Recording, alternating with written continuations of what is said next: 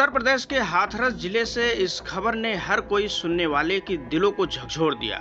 आधे घंटे में ही लाशों का ढेर लग गया। चारों तरफ चीख पुकार मच गई। सिकंदराराउ क्षेत्र के मंगलवार को सत्संग के दौरान मची भगदड़ में लगभग 122 से अधिक श्रद्धालुओं की मौत हो गई, जबकि 100 से अधिक लोग घायल होने की सूचना मिल रही है। ये हादसा उस समय हुआ जब फुलरई मुगलगढ़ी में नारायण विश्वहरी उर्फ भोले बाबा सत्संग समाप्त करने के बाद बाहर निकल रहे थे। प्रत्यक्षदर्शियों के मुताबिक 1.25 लाख से अधिक लोग सत्संग में मौजूद थे। समापन के बाद हर कोई निकलने की जल्दी में था। गर्मी और उमस के कारण श्रद्धालु परेशान थे। इसी बीच बाबा का काफिला निकलने के लिए लोगों को रोक दिया गया। हर कोई बाबा को नजदीक से देखना चाहता था, उनकी गाड़ी की धूल को पाना चाहता था। ऐसे में पीछे से भीड़ का दबाव बढ़ता गया। सड़क के करीब दलदल, मिट्टी और गड्ढा होने के कारण आगे मौजूद लोग दबाव नहीं झेल सके और एक के बाद एक गिरते चले गए। खासकर जमीन पर गिरी महिलाओं और बच्चों के ऊपर से लोग गुजरते चले गए। देखते ही देखते चीख पुकार मच गई और बड़ी संख्या में लोग बेहोश हो गए। राजस्थान, मध्य प्रदेश के साथ ही यूपी के विभिन्न जनपदों से आए लोग अपने साथियों और अपनों को खोजने में जुट गए। सिकंदराराउ सीएससी के साथ ही हाथरस, कासगंज और एटा के अस्पतालों की ओर लोग घायलों को लेकर दौड़ पड़े। एक साथ इतने लोगों के आने से अस्पताल में अफरा तफरी मच गई। अस्पताल परिसरों में मृतकों के बीच अपनों की तलाश में रोते बिलखते लोगों को देखकर हर किसी की रूह कांप उठी।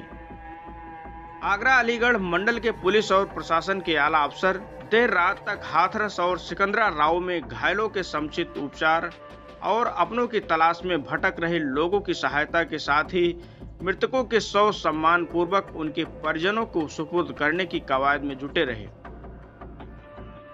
राहत कार्य के दौरान बारिश के चलते लोगों को परेशानी का सामना करना पड़ा।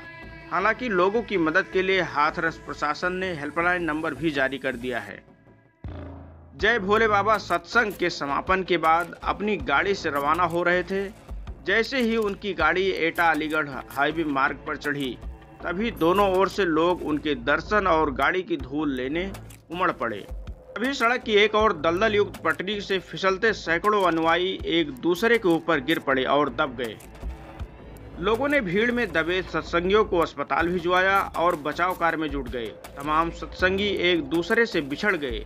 ग्रामीण युवकों ने माइक संभालकर लापता लोगों को उनके परिजनों से मिलने के लिए काफी देर तक आवाज लगाई। कुछ लोग आवाज सुनकर अपने परिजनों से मिल भी गए। मृतकों की पहचान के लिए उनके परिजन मौके पर बिखरे पड़े सामान से मिलान करने में लगे रहे। भगदड़ और एक दूसरे के नीचे दबे लोगों की घटना के बाद खाली खेत में मृत अनुयायियों का सामान बिखरा पड़ा था। इसे देखकर परिजन पहचान करने की कोशिश कर रहे थे।